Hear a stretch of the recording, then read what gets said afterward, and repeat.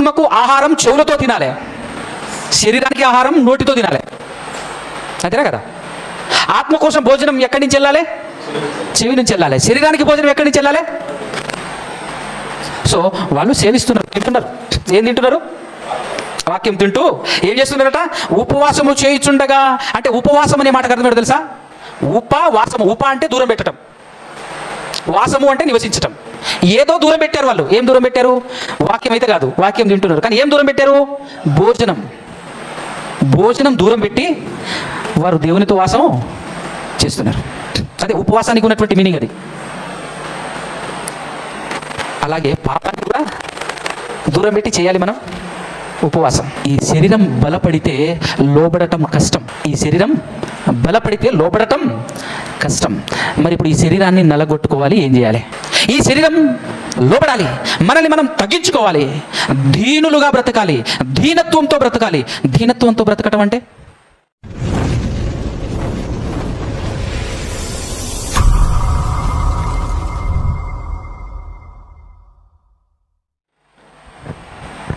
ప్రార్థన చేయబడింది కనుక మొదటగా మనల్ని కని మనకంటే ముందు ఈ యావత్ భూమిని, సమస్త సృష్టిని సృష్టించిన మనందరి కన్న తండ్రి, అలాగే మన కొరకు తన ప్రియ కుమారుడైన యేసుక్రీస్తు ప్రభుల వారిని పంపించిన ఆ దేవునికి, ఆయన కుమారుడు మన రక్షకుడు యేసుక్రీస్తు ప్రభుల వారి ద్వారానే స్తుతులు, స్తోత్రములు, కృతజ్ఞతాస్తుతులు చెల్లించుచున్నాను. అదేవిధముగా ఆయన మాటలు వినాలి, విన్న మాటల ప్రకారంగా బ్రతకాలి.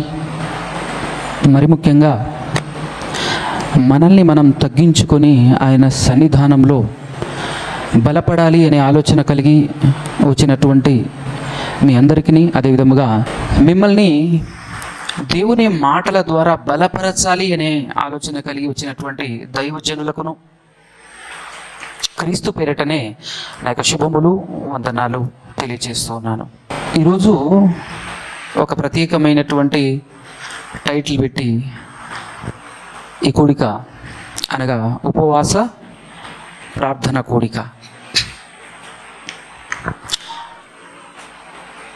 దీని గురించి చాలామందికి అవగాహన లేదు, అంతగా తెలియదు అని చెప్పాలి.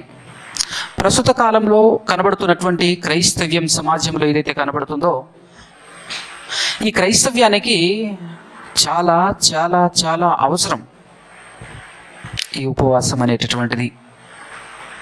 ఎందుకనంటే నేను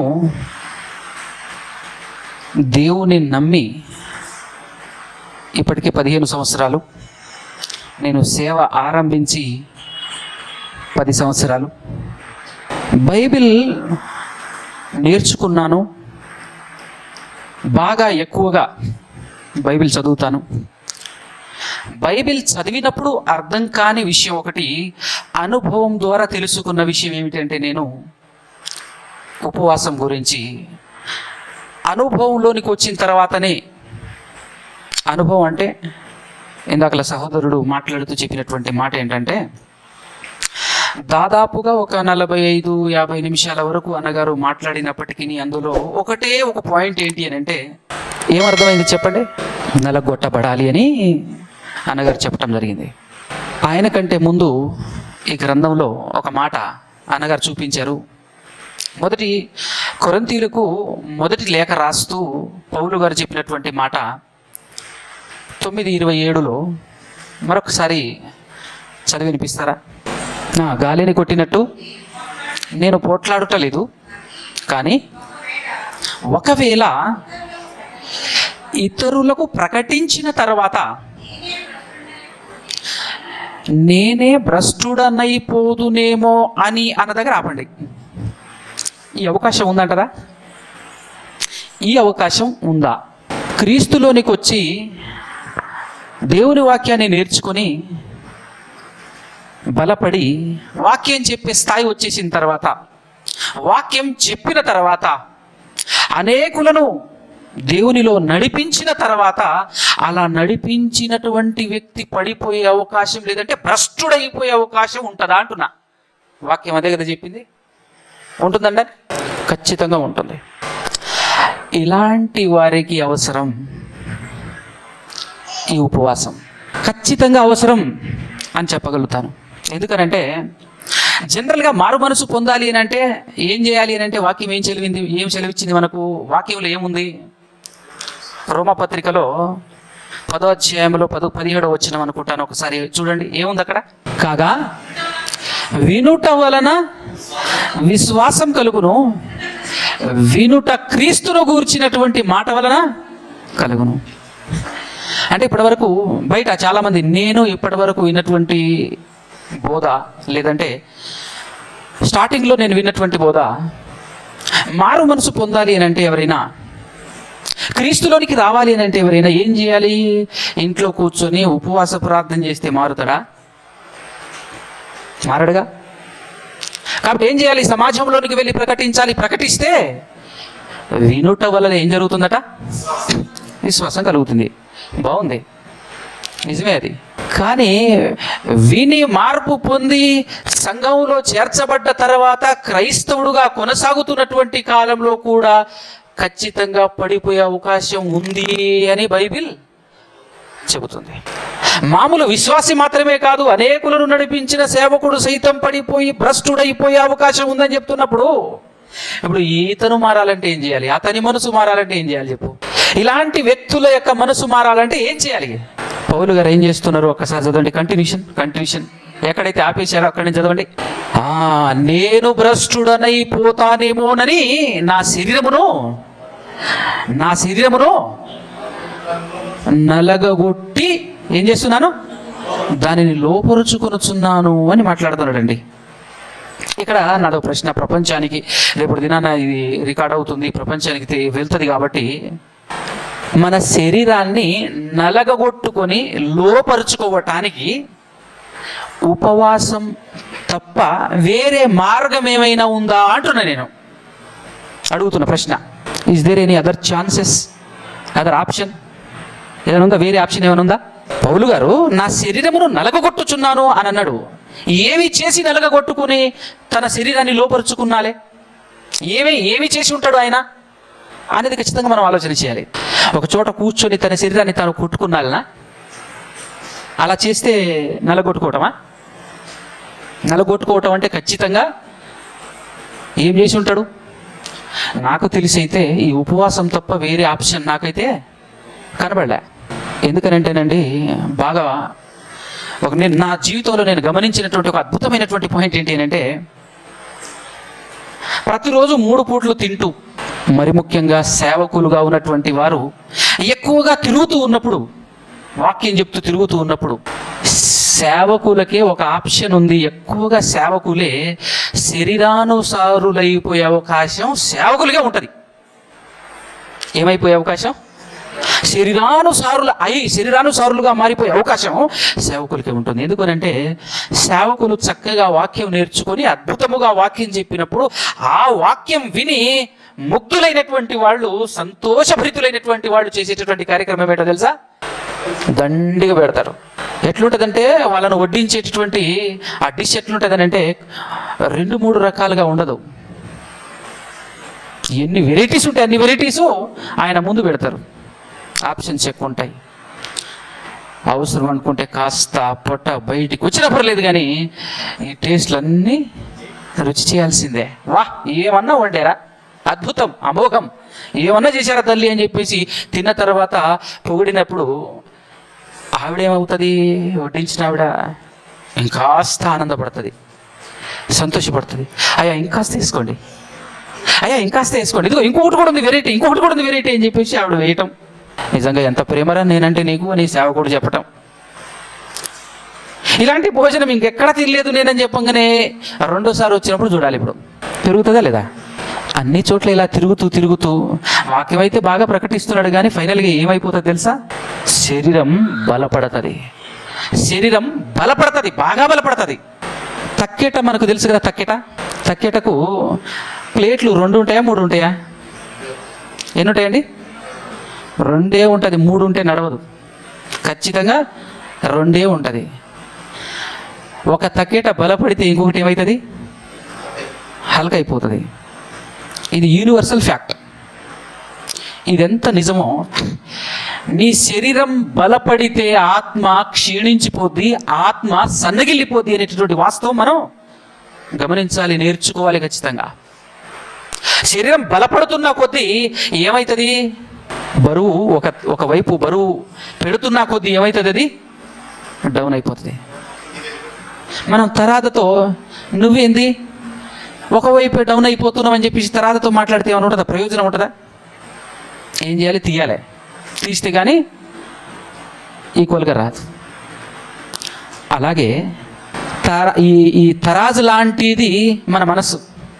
శరీరం వేరు, ఆత్మ వేరు, మనసు అనేది ఒకటి ఉంది, తెలుసు కదా. ఇదైతే అందరికి తెలుసు కదా. మనసు ఏం చేస్తుందో తెలుసా? ఏది బలపడితే దాని వైపు వెళ్ళిపోద్ది.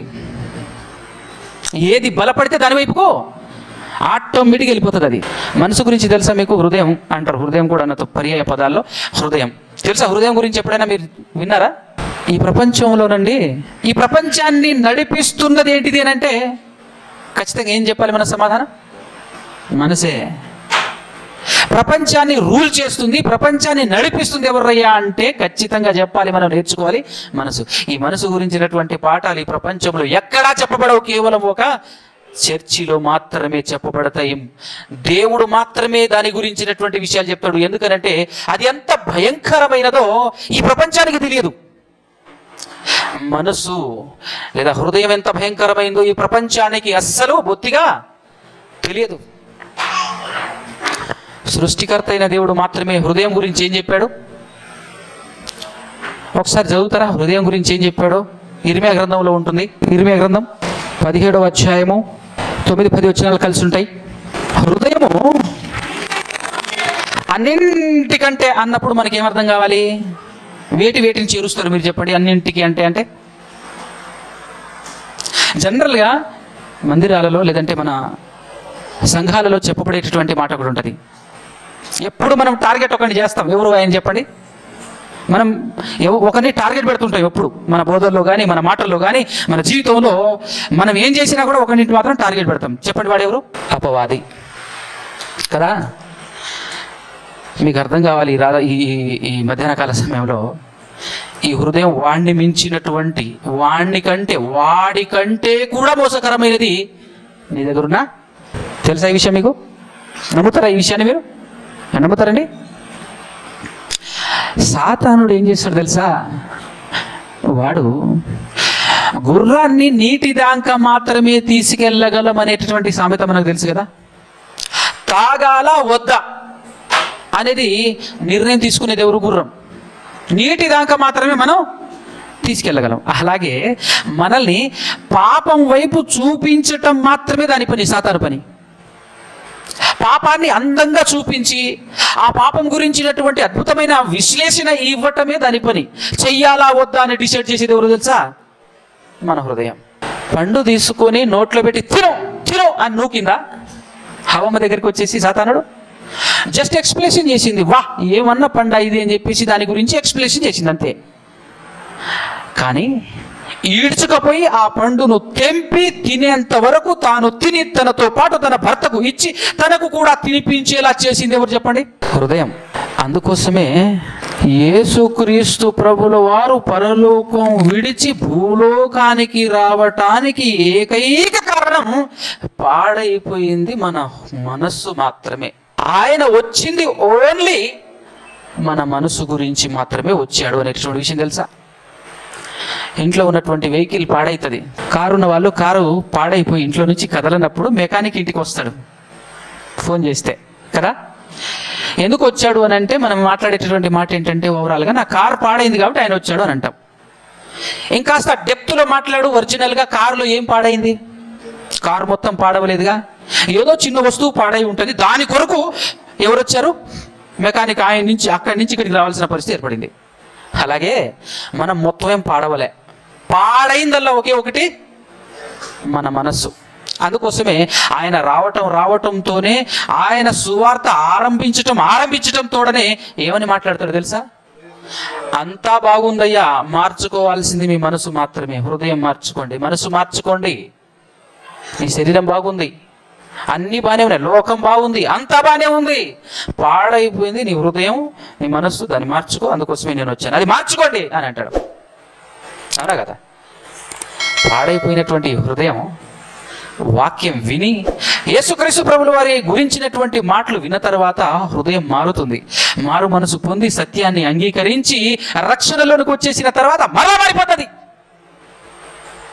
మారిపోతుంది.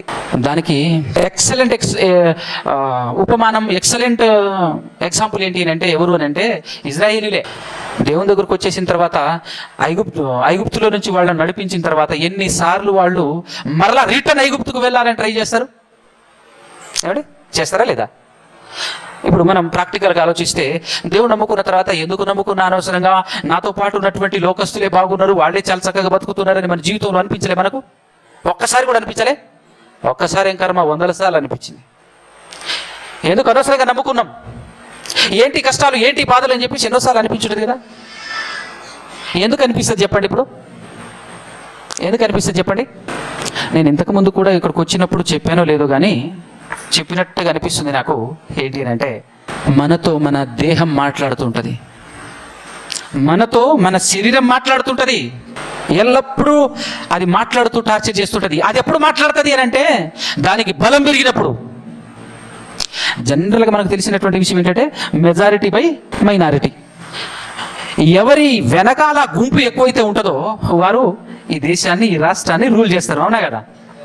అంటే ఎవరి మాట నెగ్గుతుంది, ఎవడి వెనకాల ఎక్కువ గుంపు బలం ఎవరికి ఎక్కువ ఉంటుందో వాడే రాజుగా వెళ్తుంటాడు. ఇది కామన్ పాయింట్ కదా.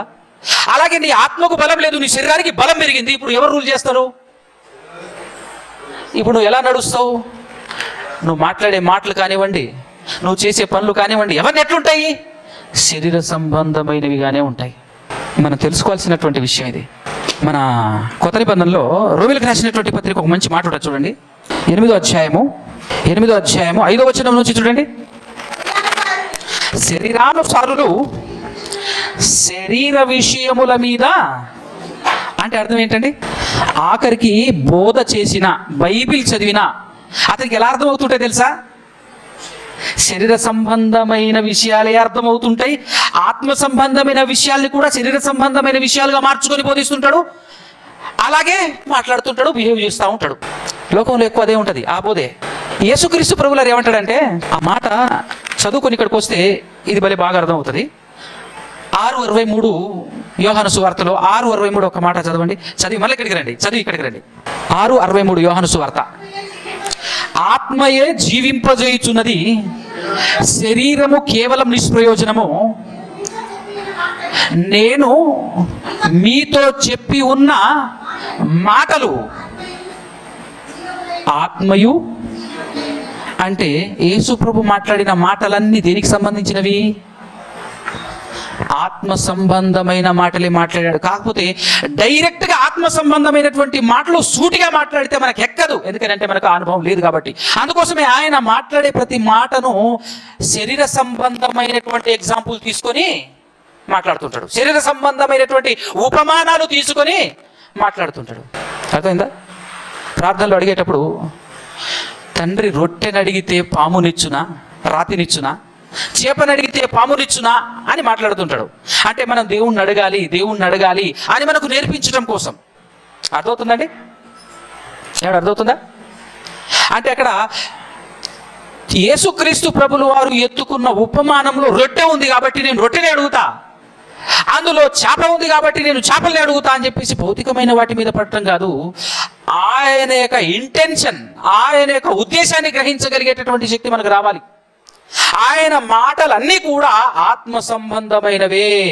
ఎందుకంటే ఆయన ఈ లోకానికి శరీరం కోసం రాలా. శరీరంలో కరెక్ట్గా చెప్పాలంటే శరీరములో బందీ అయి ఉన్నటువంటి ఆత్మను ఈ శరీరంలో నుంచి విడిపించుకొని పరలోకానికి నీ ఆత్మను చేర్చడం కోసం దిగి వచ్చాడు ఆయన. మన ఆత్మను అక్కడికి చేర్చడం కోసం వచ్చాడే తప్ప ఈ శరీరాన్ని బాగు చేయటానికో శరీరం కోసం ఆయన వచ్చిన వాడు కాదు. ఇది మనం గమనించాలి. ఇది మనకి ఎప్పుడు అర్థమవుతుంది? మనం ప్రతి మాట ఆత్మ సంబంధమైనవిని ఆలోచించి చదవాలి, అర్థం చేసుకోవాలి. అర్థమవుతుందా? ప్రతి మాటను ఆత్మ సంబంధమైనవిగా తీసుకోవాలి. యేసుక్రీస్తు ప్రభుల వారి ద్వారా దేవుడు ఏం చేయాలి అని ఆలోచించాడు, ఎందు నిమిత్తం ఈ లోకానికి పంపించాడు, అసలు ఆ దేవుని ఉద్దేశం ఏమిటి అని చెప్పేసి మనం ఆలోచిస్తే, మనమైతే మొన్న పుట్టుంటాం, కానీ ఈ భూమి పుట్టక ముందు ఆయన ఉద్దేశం ఒకటి ఉంది. కరెక్ట్గా చెప్పాలంటే పాత నిబంధన శరీర సంబంధమైంది, ధర్మశాస్త్రం శరీరానుసారమైంది అని చెప్పేసి బైబిల్లో మనం చూస్తాం. కానీ బాగా వినండి, శరీర సంబంధమైన ధర్మశాస్త్రం కూడా మనం గట్టిగా పర్ఫెక్ట్గా చదివితే దాన్ని ఛాయ అంటాడు. ఆ ఛాయ వెనకాలేముంది అని అంటే ఆత్మ సంబంధమైన విషయాలు బోధపడుతుంటాయి. దాన్ని కూడా ఎలా చదవాలి అని అంటే, శరీర సంబంధమైనటువంటి నిబంధనగా కనబడుతున్నటువంటి ధర్మశాస్త్రం ఛాయగా చెప్పాడు, దాన్ని డైరెక్ట్గా ఉన్నట్టుగా దాన్ని కూడా మనం తీసుకోకూడదు. దాని వెనకాల కనబడాలి మనకు ఆత్మ సంబంధమైన విషయాలు బోధపడాలి, ఆత్మ సంబంధమైన విషయాలు బోధపడాలి. ఎలా అనంటే, ఒక్క మాట మీరు చూడండి, దేవుని ఉద్దేశాన్ని గ్రహించే ప్రయత్నం చేద్దాం, దేవుని ఇంటెన్షన్ గ్రహించేటటువంటి ప్రయత్నం చేద్దాం. ఒకసారి ఎఫెసీయులకు రాసినటువంటి పత్రిక 1వ అధ్యాయము 4 నుంచి 6 వచనాలు చూడండి, లేదంటే 3 నుంచి చూసినా తప్పలేదు, 3 నుంచే చూడండి. మన ప్రభువైన యేసుక్రీస్తు యొక్క తండ్రియగు దేవుడు స్తుతింపబడునుగాక. ఆయన, ఇది గుర్తుపెట్టుకోవాలి పాయింట్, ఎవరి యందు? మనమందరం ఎక్కడున్నాం ఇప్పుడు కదా? క్రీస్తు నందే ఉన్నటువంటి మనం గమనించాల్సినటువంటి పాయింట్ ఇక్కడ, ఆయన క్రీస్తునందు, దేవుడు క్రీస్తునందు ఏం చేశాడట? పరలోక విషయములలో అన్నప్పుడు మనకు అర్థం కావాలి. పరలోక విషయములో అన్నప్పుడు భూలోక విషయంలో కాదు అని అర్థం కావాలి మనకు. అర్థమవుతుందా? పరలోక విషయములలో అన్నప్పుడు భూలోక విషయములలో కాదు. నెక్స్ట్ మాట, ఆత్మ సంబంధమైన అని అన్నప్పుడు మనకేమర్థం కావాలి? శరీర సంబంధమైనది కాదు అని అర్థం కావాలి. అర్థమవుతుందా? క్రీస్తునందు శరీర సంబంధమైన వాటి కోసం ఆలోచించరాదు, క్రీస్తునందు భూ సంబంధమైన వాటిని ఆలోచించరాదు అనేటటువంటి విషయం మనకు అర్థం కావాలి. ఈ మాట ఇంకా బలంగా అర్థం కావాలంటే ఒక మాట చదువుకొని ఇక్కడికి వస్తే బాగుంటుందేమో అని అనిపిస్తుంది. కొరింథీయులకు రాసినటువంటి మొదటి పత్రిక 15 అధ్యాయము 19 చదువుకొని మళ్ళీ ఇక్కడికి వద్దాం, బాగుంటుంది. ఈ జీవిత కాలము మట్టుకే అంటే అర్థం ఏంటి? దాన్ని వివరించండి ఒకసారి మీరు. నువ్వు భూమి మీద శరీరాన్ని దాల్చుకొని వచ్చి ఈ శరీరాన్ని విడిచిపెట్టేంత వరకు, అంటే నువ్వు పుట్టినప్పటి నుంచి చచ్చిపోయేంత వరకు నీ జీవితకాలం మొత్తం అని చెప్తున్నాడు. నీ జీవితకాలం మొత్తంలో ఏం చేయదు అంటున్నాడు అక్కడ. మనము క్రీస్తునందు, అంటే ఈ భూలోకపు జీవితం కొరకు అని అంటే శరీరంలో ఉన్నన్ని రోజులు ఈ శరీర సంబంధమైన అవసరతల కొరకు మనం క్రీస్తునందు నిరీక్షించు వారమైన ఎడల మనుషులందరికంటే, ఈ మాటను ఎక్స్ప్లెనేషన్ చేస్తేనే మనకు బాగా హీట్ ఎక్కుతుంది. మనుషులందరికంటే అని అంటే గుంటూరులో ఉన్న మనుషులందరికంటే కాదు, ప్రపంచంలో ఉన్నటువంటి మనుషులందరికంటే. ప్రపంచంలో ఎలాంటి మనుషులు ఉన్నారంటే భయంకరమైనటువంటి వ్యక్తులు ఉన్నారు, దుర్మార్గపు పనులు చేస్తున్నటువంటి వారు ఉన్నారు, అనవసరంగా జనాల్ని చంపుతున్నటువంటి హంతకులు ఉన్నారు, వాయు వరుస లేకుండా ప్రతి ఒక్కరిని చెరిచేటటువంటి దుర్మార్గులు ఉన్నారు. అలాంటి వాళ్ళకంటే కూడా నువ్వు దౌర్భాగ్యుడు అట, అలాంటి వారికంటే కూడా మనం మరిమాలి వాళ్ళం అని చెప్పేసి మాట్లాడుతుంది వచనం. ఎప్పుడైతే నువ్వు క్రీస్తును శరీర సంబంధమైన విషయాల కొరకు క్రీస్తును నమ్మినప్పుడు, క్రీస్తును నిరీక్షించినప్పుడు, ఇక్కడ అందరికీ ఒక డౌట్ వస్తుంది, భలే వస్తుంది. ఎందుకంటే శరీర సంబంధులకు ఏం డౌట్ వస్తుంది? శరీర సంబంధమైన డౌట్లు వస్తాయి. అంటే దేవుడు మనకు శరీర సంబంధమైన ఇవ్వలేడా? అంటే దేవుడు మనకు శరీర సంబంధమైనటువంటి ఆశీర్వాదాలు కానీ ఇవేమి ఇవ్వలేడా అని మాట్లాడతారు. మనకు అర్థం కావాలి, నువ్వు పుట్టక ముందు, నీ ముత్తాతలు పుట్టక ముందు అవన్నీ ఇచ్చేశాడు. యేసుక్రీస్తు ప్రభులు వారు వచ్చి చెప్పాడు, ఏమి తిందుమో అని నువ్వు ఆలోచించకూడదు నాయనా, ఏ బట్ట కట్టుకోవాలో దాని గురించి నువ్వు ఆలోచించకూడదు నాయనా. ఆయన రాజ్యమును నీతిని వెదికితే ఇవన్నీ నీకు వస్తాయి. దీని గురించి కాదు నువ్వు ఆలోచించాల్సింది, దీని గురించి కాదు నువ్వు ఆరాటపడాల్సింది. నీ రేంజ్ ఏది? శరీర సంబంధులు, లోక సంబంధులు, దేవుని నమ్మనటువంటి వారు వాళ్ళు ఆలోచిస్తారు ఇలాంటి విషయాలు నువ్వు ఆలోచించడం ఏంటి? నిజంగా చెప్పాలి అని అంటే మనకు అర్థం కాలేదు క్రైస్తవ్యం, కానీ మనము ఈ లోకానికి తలమానికలం. ఈ లోకంలో ఉన్నటువంటి వాళ్ళు మన జీవితాన్ని ఒక్కసారి చూస్తే వాళ్ళు నివ్వెరపోవాలి, వాళ్ళకి అర్థం కాక పిచ్చెక్కాలి. ఎప్పుడు నువ్వు పరిపూర్ణుడివిగా సంబంధివిగా జీవిస్తున్నప్పుడు, ఆత్మ సంబంధివిగా ఈ లోకంలో నడుస్తున్నప్పుడు నువ్వు ఒక వింత ఈ లోకానికి, నువ్వే ఒక ఆశ్చర్యం. అర్థమవుతుందా? కానీ ఆ రేంజ్లో మనం లేవు ఈరోజు. మనం కూడా కలిసిపోయాం లోకంలో. ఎలా కలిసిపోయాం? లోకస్తులందరూ ఎవరు? శరీరానుసారులు. మనం ఎవరము? వాళ్ళతో కలిసిపోయామంటే పెద్ద తేడా లేదు. కాకపోతే మన దగ్గర బైబిల్ ఉంటుంది అంతే, వారం వారం చర్చికి వెళ్తాం అంతే. కానీ జీవితం మొత్తం ఎలా ఉంటుంది? బ్రతకంతా ఎలా ఉంటుంది కదా? ఇప్పుడు రండి దేవుని ఉద్దేశం దగ్గరికి, ఎఫెసీ పత్రిక దగ్గరికి రండి. ఎట్లనగా ఇప్పుడు అర్థమైంది కదండి, పరలోక విషయంలో అనగానే అర్థం అవ్వాలి. పరలోక విషయంలో ఆత్మకు సంబంధించిన ప్రతి ఆశీర్వాదము ఎవరి యందు? క్రీస్తునందు. ఎవరి యందు? క్రీస్తునందు. నెక్స్ట్ మాట చూడండి, 4-5.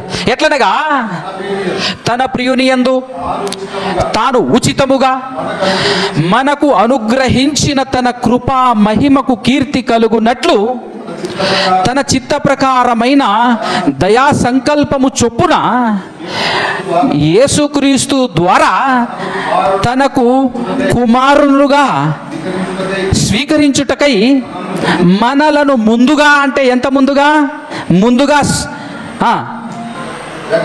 జగత్తు పునాది వేయబడక మునుపే మనలను ముందుగా తన కోసము నిర్ణయించుకొని మనము తన ఎదుట పరిశుద్ధులముగాను నిర్దోషులముగాను ఉండవలెనని జగత్తు పునాది వేయబడక మునుపే ప్రేమ చేత ఆయన క్రీస్తులో మనలను. ఎంత పెద్ద సంకల్పం, ఎంత అద్భుతమైన సంకల్పం! జగత్తు పునాది వేయబడక మునుపే దేవుని హృదయంలో ఉన్నటువంటి ఉద్దేశం ఏంటట? క్రీస్తు ద్వారా మనుషులందరినీ తనకు కుమారులుగా స్వీకరించాలి అనేది ఆయన ఉద్దేశం. మరి ఆయన ఉద్దేశం ఇది. జగత్తు పునాది వేయబడక మునుపే ఈ ఉద్దేశం హృదయంలో పెట్టుకొని పాత నిబంధన మనుషులకు ఇస్తున్నప్పుడు, ధర్మశాస్త్రం మనుషులకు ఇస్తున్నప్పుడు, మరి ఆ ధర్మశాస్త్రంలో ఇది కనబడతా ఉంటుంది, ఆయన ఉద్దేశం కనబడతా ఉంటుంది. కరెక్ట్గా మనం ఆలోచించి చదివితే మీకు అర్థం కావాలి. ఏ మనిషి అయినా సరే ఏదైనా ఒక పని చేశాడు అనుకోండి, ఆ పనిలో ఏం కనపడుతుంది? తను అసలు సిసలైనటువంటి తత్వం, తన ఉద్దేశం ఆయన చేసే పనిలో కనపడతా ఉంటుంది. మీరు గమనిస్తే మనం జాగ్రత్తగా, అంత టాలెంట్ మనకుంటే, ఈ రేంజ్లో మనం ప్రతిదీ చూడగలిగే అంత జ్ఞానం మనకుంటే, పనులను బట్టి ఆ మనిషి ఏంటో చెప్పొచ్చు. ఆ మనిషి యొక్క క్రియలను బట్టి ఆ మనిషి ఏంటో చెప్పొచ్చు. అలాగే ధర్మశాస్త్రం కరెక్ట్గా, పాత నిబంధన కరెక్ట్గా చదివితే ఇన్బిల్ట్లో అర్థమయ్యేదే కొత్త నిబంధన. అందుకోసమే కొత్త నిబంధన అనేది పాత నిబంధన కంటే ముందుది అని అంటాడు పౌలు గారు. పాత నిబంధన కంటే ముందుది, కాకపోతే ఫిజికల్గా పాత నిబంధన ముందుకు వచ్చింది కాబట్టి పాతది అని చెప్పబడింది. కానీ అసలు సిసలైంది కొత్త నిబంధన. ఆ కొత్త నిబంధన అనగానే మనకేమర్థం కావాలి? ఈ శరీరానికి సంబంధించింది కాదు, ఆత్మకు సంబంధించింది. పరలోక విషయంలో అనంటే మన ఆత్మలు పరలోకానికి వెళ్ళే విషయంలో ఆత్మ సంబంధమైన ఆశీర్వాదం, అంటే ఈ ఆత్మను ఈ శరీరంలో నుంచి విడిపించేటటువంటి ఆశీర్వాదం. లేదా పాపం అంటే దేనికి సంబంధించింది? 100% శరీరానికి సంబంధించింది. అందుకోసమే పౌలు గారు ఏమంటాడు? పాప శరీరాకారముతో దేవుడు తన సొంత కుమారుణ్ణి ఈ లోకానికి పంపించాడట. అంటే ఈ శరీరానికి ఉన్న పేరేంటి? పాప శరీరాకారం. శరీరానికి ఉన్నటువంటి పేరే పాపానికి బహుగా ఆకర్షింపబడేటటువంటిది. శరీరం లేనివాడు పాపం చేస్తాడా? చేయగలడా? శరీరం ఉన్నవాడు మాత్రమే చేయగలిగింది ఏంది? పాపం. పాపం చేయగలిగేది ఎవరైనా అంటే శరీరం కలిగినటువంటి వారే. అంటే దీనికి మనకు ఇప్పుడు మీనింగ్ అర్థం కావాలి, విషయం అర్థం కావాలి. పాపం చేయిస్తున్నదే నీ శరీరం. ఇక్కడ ఇప్పుడు చూడు 8వ అధ్యాయము రోమపత్రిక 8వ అధ్యాయం చూడు ఏం చెప్తున్నాడు? 5 నుంచి నేను చదువుతాను చూడండి. 8వ అధ్యాయం. శరీరానుసారులు శరీర విషయముల మీద మనసుంచుతురు, ఆత్మానుసారులు ఆత్మ విషయముల మీద మనసుంతురు. శరీరానుసారమైన మనస్సు మరణము, ఆత్మానుసారమైన మనస్సు జీవమును సమాధానమునై ఉన్నది. 7వ వచనం చూడండి ఇప్పుడు. ఏలయనగా శరీరానుసారమైన మనసు దేవునికి విరోధమై ఉన్నది. అది దేవుని ధర్మశాస్త్రమునకు లోబడదు, ఏ మాత్రమును లోబడనేరదు. లోబడుతుందా? అందుకోసమే ఇప్పుడు నిన్ను పాపానికి బానిసగా చేస్తుంది ఎవరయ్యా అనంటే నీ దేహం, నీ శరీరం, మన శరీరం. ఈ శరీరం బలపడితే లోబడటం కష్టం. ఈ శరీరం బలపడితే లోబడటం కష్టం. మరి ఇప్పుడు ఈ శరీరాన్ని నలగొట్టుకోవాలి, ఏం చేయాలి? ఈ శరీరం లోబడాలి, మనల్ని మనం తగ్గించుకోవాలి, దీనులుగా బ్రతకాలి, దీనత్వంతో బ్రతకాలి. దీనత్వంతో బ్రతకటం అంటే నాకేమి చేత కాదు, నాకు ఈ భూలోకంలో ఎవరు అండా దండ ఎవరు లేరు, నాకు ఎటువంటి బలం లేదు, తండ్రి నీవే నాకు దిక్కు అని నిన్ను నువ్వు సంపూర్ణంగా తగ్గించుకొని ప్రతి విషయంలో దేవుని మీద ఆధారపడే తత్వం ఎప్పుడు వస్తుందో తెలుసా? ఈ శరీరానికి ఉన్న బలం తగ్గినప్పుడు. ఏ మనిషి అయినా సరే కాలు దూతాడు, మీసాలు మెల్లేస్తాడు. ఎప్పుడు చెప్పు?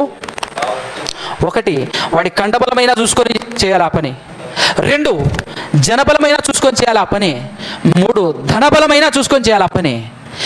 ఈ 3 బలాలు పని చేస్తే నువ్వు లోబడవు, నువ్వు తగ్గించుకోలేవు. అందుకోసమే ఇదిగో నిజమైనటువంటి సేవకునికి ఎలాగూ ధనబలం ఉండదు.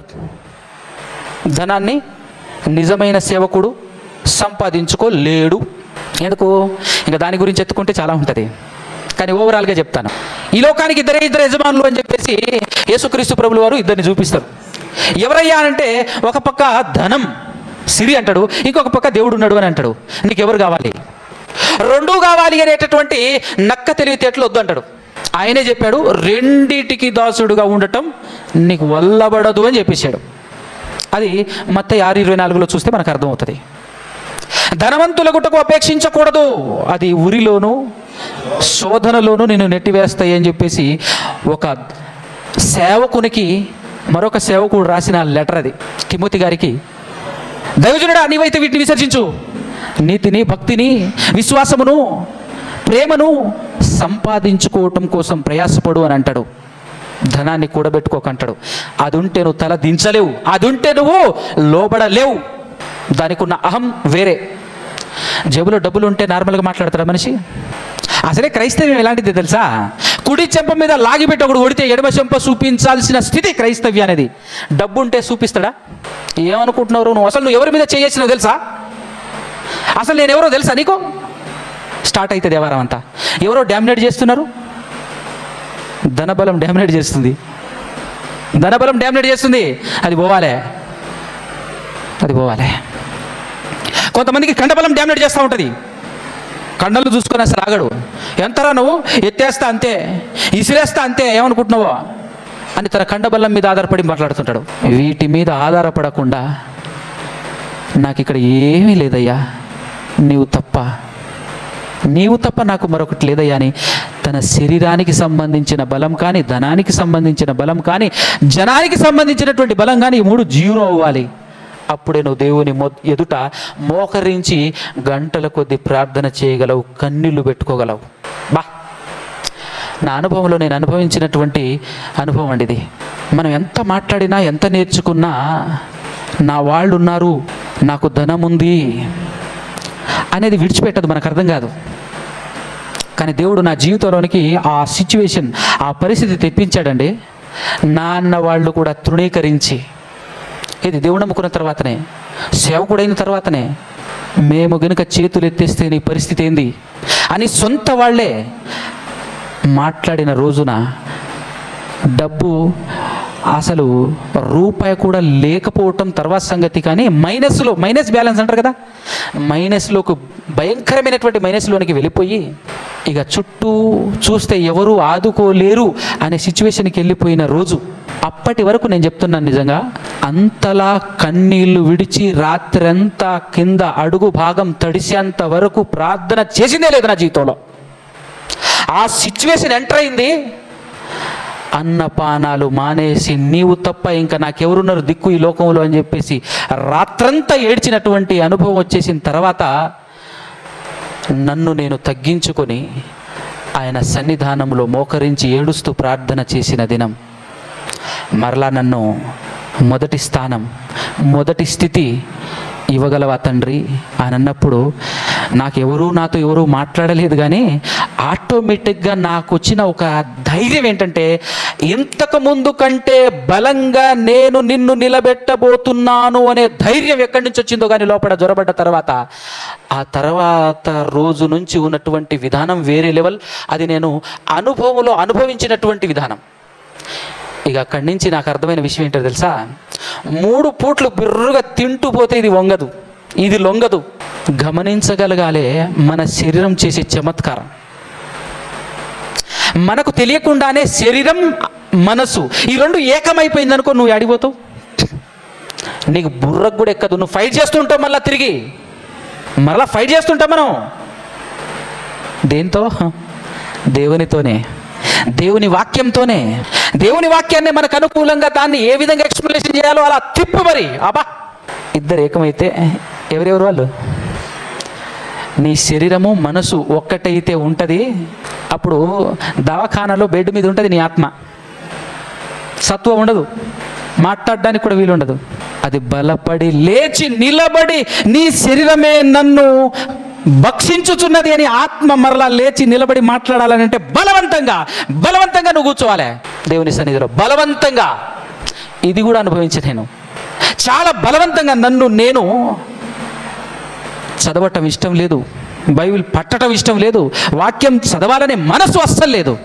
అయినా కూడా బ్రతుకుకు బయట ఉన్నటువంటి నా బ్రతుకు చూస్తే ఎక్కడ నాకు ఆధారం లేదు, తప్పదు అని వంచాను. గంటల కొద్ది బైబిల్ చదివిన తర్వాత, గంటల కొద్ది బైబిల్ చదువుతూ రాత్రి ప్రార్థన చేస్తూ ముందుకు సాగినప్పుడు నాలో ఉన్నటువంటి నా ఆత్మ నాతో మాట్లాడటం మొదలెట్టింది.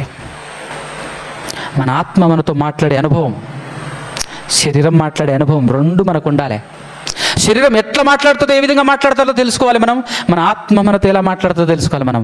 మన ఆత్మ మాట్లాడిన దినాన, మన ఆత్మ మనతో మాట్లాడి బలం పొందినటువంటి రోజు ఎంత హాయిగా ఉంటుందో, ఎంత అద్భుతంగా ఉంటుందో. విచిత్రం ఏంటంటే, ఎప్పుడైతే నేను శరీరానుసారుడుగా మారిపోయినప్పుడు ఆత్మ గురించినటువంటి విషయాలు పట్టుకోవద్దు, మాట్లాడొద్దు, చదవద్దు, అసలు ఆ జోలికి వెళ్ళొద్దు అని చెప్పేసి బలవంత పెట్టేది నా మనసు. అలాంటిది ఆత్మ బలపడిన తర్వాత, ఆత్మ బలమొందిన తర్వాత శరీర సంబంధమైన విషయాలు మాట్లాడటం కాదు కదా, ఎంత అసహ్యం వేసేది తెలుసా?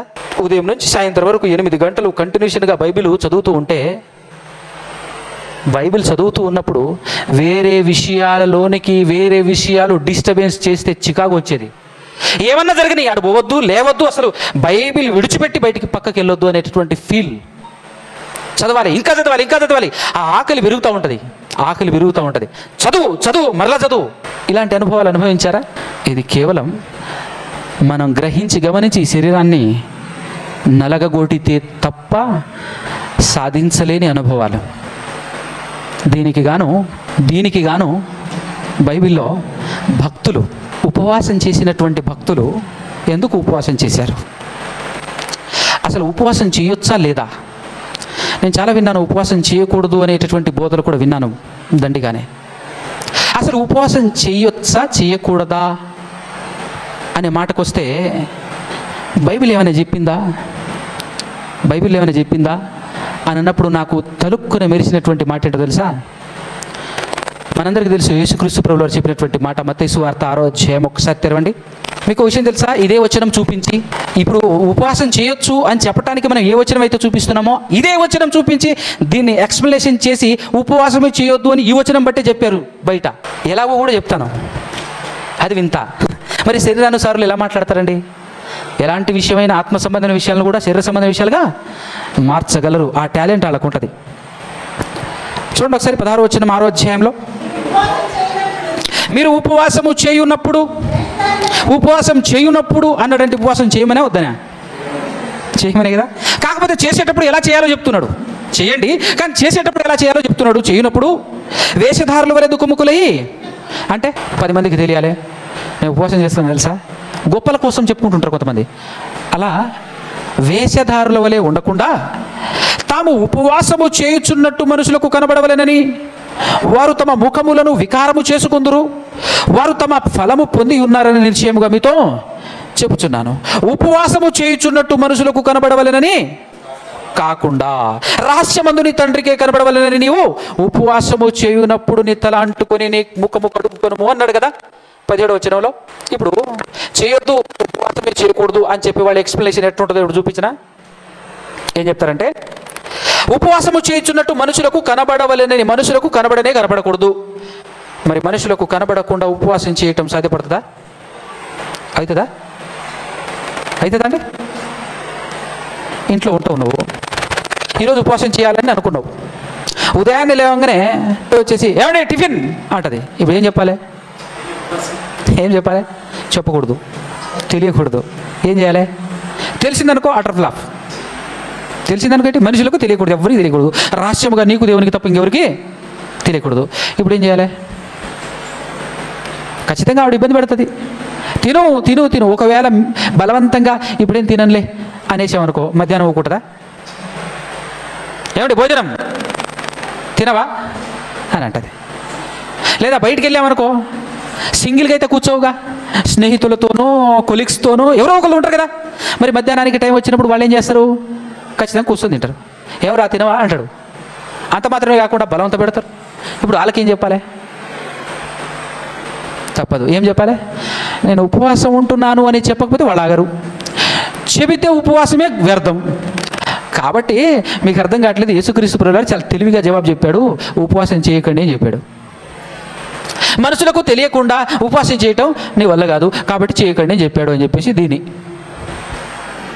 అందుకోసమే నేను అంటాను, ఏ ఉద్దేశంతో ఆయన చెబుతున్నాడో మనకు అర్థం కావాలి. ఏ ఉద్దేశంతో అంటే భార్యకు తెలియకుండా చేయి, భర్తకు తెలియకుండా చేయి, స్నేహితులకు తెలియకుండా చేయి, అది కాదు దాని అర్థం. దాని ఉద్దేశం అది కాదు. ఏంటి దాని ఉద్దేశం అంటే, మామూలుగా తెలిస్తే తెలుస్తుందబ్బా, కానీ కావాలని బిల్డప్ కోసమో లేదంటే నేను ఉపవాసం చేస్తున్నానని చెప్పేసి చెప్పుకోవడం కోసమో అలా చెప్పకు. అంటే వేషధారితనం అనేటటువంటి నీలో ఉండకూడదే తప్ప, ఉపవాసం ఈరోజు చేస్తున్నాను భార్యతో చెప్పావంటే బిల్డప్ కోసం చెప్పినవా? బిల్డప్ కోసం చెప్పాను భార్యకు, వద్దులే ఈరోజు నేను దేవునితో నిబంధన చేసుకున్నాను, ఉపవాసం చేయాలనుకుంటున్నాను అన్నావు అనుకో, తప్ప? అబ్బో తెలిసిపోయింది ఇంకొక మనిషికి అంటవా? అసలు ఆ ఉద్దేశం ఏంటి? ఇంటెన్షన్, ఏ ఇంటెన్షన్ చెప్తున్నాడు?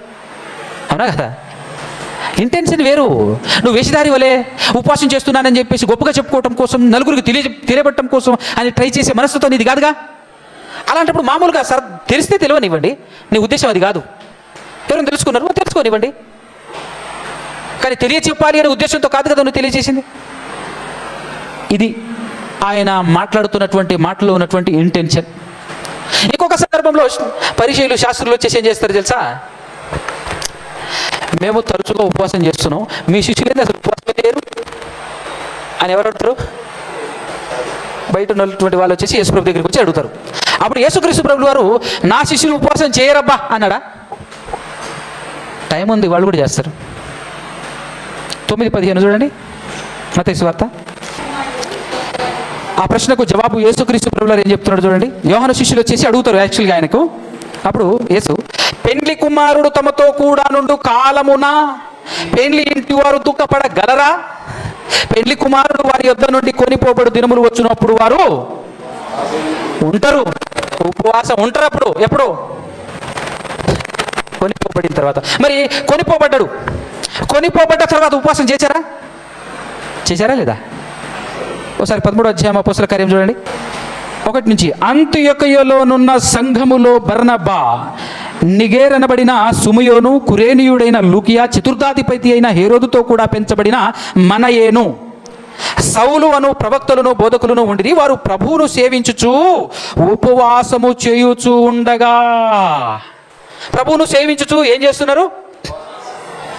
బాగా వినండి, ఇక్కడ సేవించటం అంటే భోజనం తినటం. ఇక్కడ ఏం తింటున్నారు వాళ్ళు? శరీర సంబంధమైన ఆహారం తినట్లే. ఏం సేవిస్తున్నారట? ప్రభువును సేవించటం అని అంటే వాక్యం వింటూ, దేవుని ప్రార్థన చేస్తూ వాక్యం వినటం కూడా ఆహారమే కదా. ఇప్పుడు మనం ఏం చేస్తున్నాం? ఆత్మకు ఆహారం చెవులతో తినాలి, శరీరానికి ఆహారం నోటితో తినాలి, అంతేనా కదా? ఆత్మ కోసం భోజనం ఎక్కడి నుంచి వెళ్ళాలి? చెవి నుంచి వెళ్ళాలి. శరీరానికి భోజనం ఎక్కడి నుంచి వెళ్ళాలి? సో వాళ్ళు సేవిస్తున్నారు, తింటున్నారు. ఏం తింటున్నారు? వాక్యం తింటూ ఏం చేస్తున్నారట? ఉపవాసము చేయుచుండగా. అంటే ఉపవాసం అనే మాటకు అర్థమేంటో తెలుసా? ఉపవాసము, ఉప అంటే దూరం పెట్టడం, వాసము అంటే నివసించటం. ఏదో దూరం పెట్టారు వాళ్ళు. ఏం దూరం పెట్టారు? వాక్యం అయితే కాదు, వాక్యం తింటున్నారు, కానీ ఏం దూరం పెట్టారు? భోజనం. భోజనం దూరం పెట్టి వారు దేవునితో వాసం చేస్తున్నారు. అదే ఉపవాసానికి ఉన్నటువంటి మీనింగ్ అది. అలాగే పాపాన్ని కూడా దూరం పెట్టి చేయాలి మనం ఉపవాసం. అర్థమవుతుందా? ఉపవాసం అనగానే కేవలం భోజనం మానేయటం మాత్రమే కాదు, బూతులు మానేయటం కూడా ఉపవాసమే, పాపాలు తప్పులు మానేయటం కూడా ఉపవాసం, వాటిని దూరం పెట్టడం ఉపవాసం, భోజనం పెట్టడం దూరం పెట్టడం కూడా ఉపవాసమే. సో ఇక్కడ వాళ్ళు పాపాలు మానేసి చేస్తున్నారండి అనొద్దు అట్లా. ఇక్కడ ఏం చెప్తున్నారు వాళ్ళు చూడండి ఒకసారి. వారు ప్రభువును సేవించుచు ఉపవాసము చేయుచుండగా పరిశుద్ధాత్మ నేను బర్నబాను సౌలును పిలిచిన పని కొరకు వారిని నాకు ప్రత్యేకపరచుడని వారితో చెప్పెను. అంతటా వారు ఉపవాసం ఉండి ప్రార్థన చేసి వారి మీద చేతులుంచి వారిని పంపాను. ఉపవాసం అనేటటువంటిది మనల్ని మనం తగ్గించుకోవటానికి, మన మనసును తిప్పుకోవటానికి, మన మనసును మార్చుకోవటానికి ఉపయోగపడే ఒక అద్భుతమైనటువంటి ఆయుధం అనే చెప్పాలి. పాత నిబంధన కాలంలో భక్తులు ఉపవాసం చేసినప్పుడు ఎందు నిమిత్తం చేశారు అని చెప్పేసి నేను ధ్యానిస్తే, ఎందు నిమిత్తం పర్పస్ ఏం కనపడుతుందో తెలుసా? అక్కడ ఒకటి, జనరల్గా ఏ మనిషి చేయలేనటువంటి పని ఒకటి ఉంది. నేను పాపినే, నేను పాపం చేశాను, నేను తప్పుడు వ్యక్తినే అని ఒప్పుకోవటం ఎవడి వల్లనే అవుతుందా? ఎవడి వల్ల అవుతుందా? ఎందుకు అవ్వదు? పాపం ఎవరితో చేస్తాం మనం? దేని ద్వారా చేస్తాం పాపము? శరీరం ద్వారా. మరి ఈ శరీరం బలంగా ఉంటే అది ఒప్పుకుంటుందా? ఒప్పుకుంటుంది? నేను పాపిని అని ఒప్పింపచేసే విధానంలోనికి శరీర సంబంధమైన మనసు నీ చేత ఆ విధంగా మాట్లాడిస్తుందా? ఆత్మ బలం పొందినప్పుడు మాత్రమే శరీరాన్ని నిందించగలదు. మనకంటే బలవంతుడి దగ్గరికి వెళ్ళేసి మనం నువ్వు చేసేది పాపం అని చెప్పగలమా? నువ్వు పాపివి అని చెప్పగలమా? మనకంటే బలవంతుడితో మనం మాట్లాడగలమా? మనకంటే బలహీనుడి దగ్గర ఈజీగా మాట్లాడతాం, ఒరే నువ్వు చేసింది పాపం రా జాగ్రత్త అని. ఇదే ఫార్ములా ఇక్కడ పనిచేస్తుంది. శరీరం బలహీనపడి ఆత్మ బలం పొందినప్పుడు శరీరం మీద దోషారోపణ చేస్తుంది. నువ్వు చేసింది పాపమే, నువ్వు చేస్తున్నది పాపమే, తప్పే చేసావు నువ్వు అని చెప్పేసి ఆ రేంజ్లో మాట్లాడగలగాలి అని అంటే దీనికి బలం తగ్గాలి, లోపల ఉన్న ఆత్మకు బలం పెరగాలి. అది ఎప్పుడు జరుగుతుంది? ఇశ్రాయేలీలు, ఒక సందర్భం చెప్తాను. ఇశ్రాయేలీలు కాలం ఎప్పుడంటే చివరి న్యాయాధిపతి అయినటువంటి ఏలి గారు,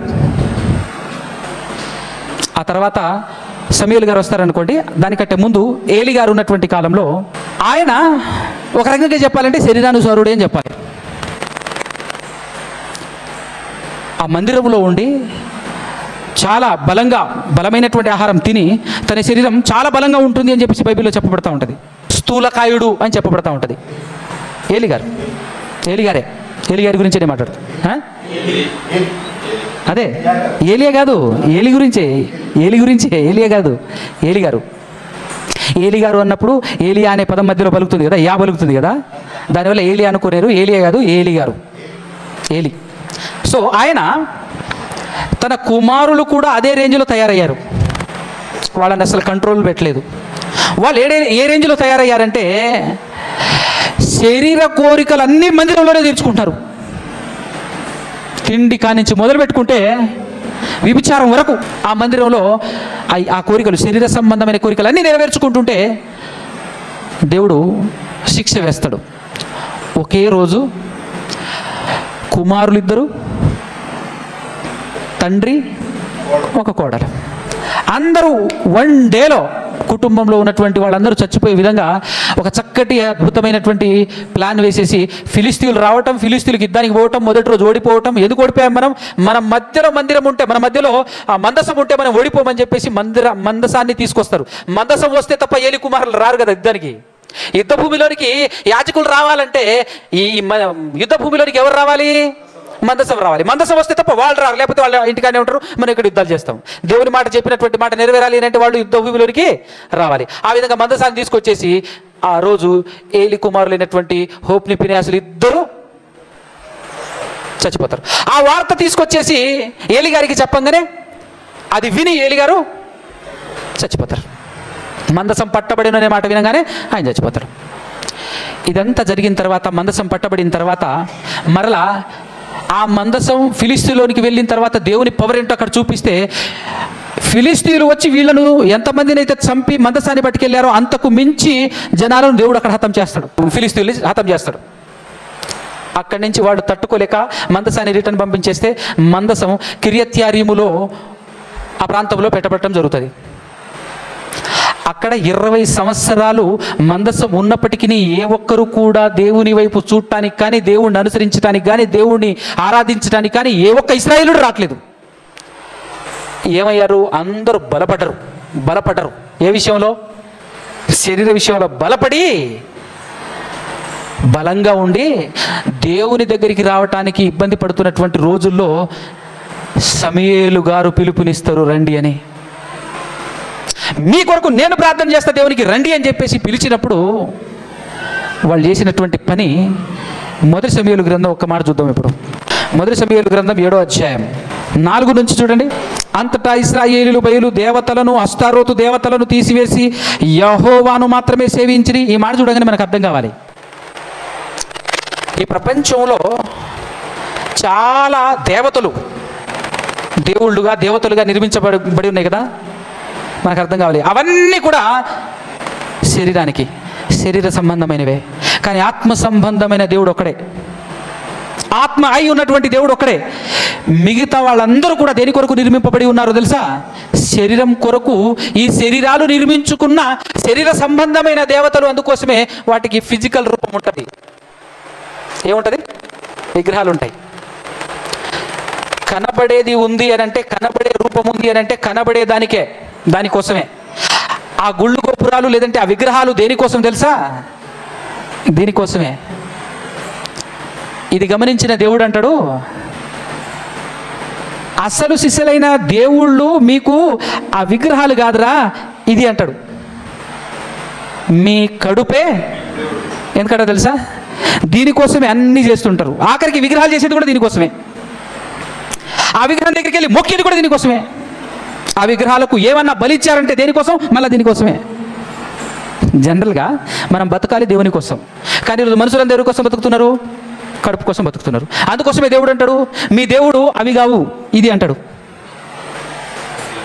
అర్థమవుతుందా? అంటే దీనికోసం నువ్వు బతకాల్సింది దీనికోసం కాదు నాయన, నా కోసం బ్రతకాలి అని దేవుడు అంటాడు. దేవుని కోసం బ్రతకాల్సిన మనిషి కడుపు కోసం బ్రతికితే దేవుని ప్లేస్ ఎవరికి ఇచ్చాడు? కడుపుకి ఇచ్చాడు. అందుకోసం అసలు నీ దేవుడు ఎవరో తెలుసా? కడుపు రా అంటాడు. అది అంత లోతుగా మనమే గమనిస్తాం, గ్రహిస్తాం. దీనికోసమే గుళ్ళు గోపురాల దగ్గరికి వెళ్తాడు. మళ్ళీ ఏమంటుంటాడు తెలుసా? నా దేవుడు పలానా, నా దేవుడు పలానా, నా దేవుడు అక్కడ ఇక్కడ అంటాడు.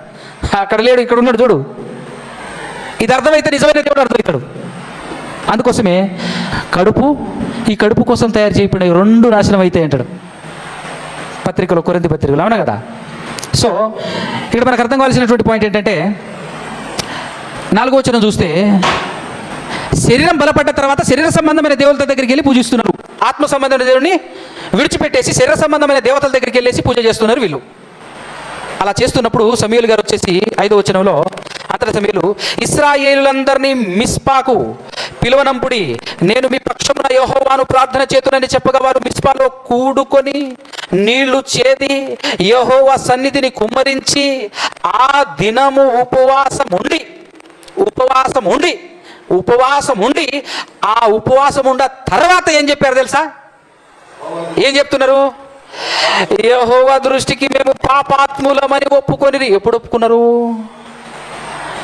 శరీరానికి బలం తగ్గినప్పుడు అప్పుడు ఒప్పుకున్నారు. ఫస్ట్ నీళ్లు పోసి ఉపవాసం ఆరంభించారు, ఉపవాసం ఉన్నారు.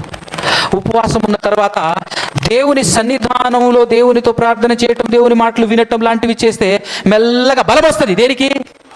ఆత్మకు. అప్పుడు మెల్లగా లేచి ఆత్మ మాట్లాడుతుంటుంది.